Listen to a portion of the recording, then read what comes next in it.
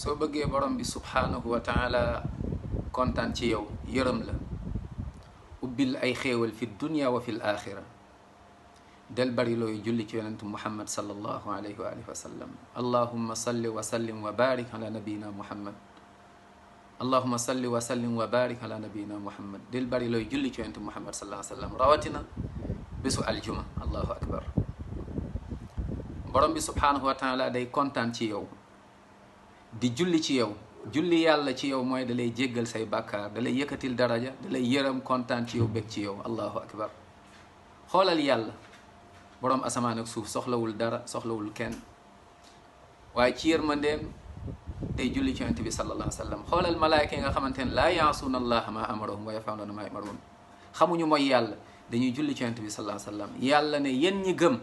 julli leen ci yonent bi sallallahu alayhi wa sallam kon booy julli ci yonent bi sallallahu alayhi wa sallam loolu c'est un signe que ni bokk nga ñooñu yàlla tudd ci aaya boobu bokk nga ci woy ngëm yi moo tax yàlla wax ca suratul ahzab mooy avant dernière page ba yàlla mu ne inna allaha wa malaikatahu yusalluna ala nabi inna allaha wa malaikatahu yusalluna ala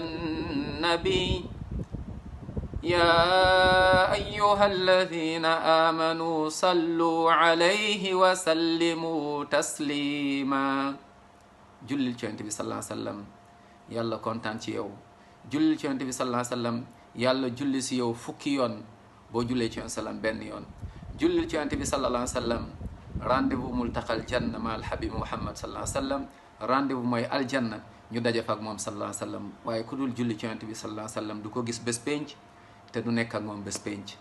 kon nañu julli ci yonent bi muhammad sallallahu alayhi wa sallam saa su ne waaye rawatina bésu aljuma te nag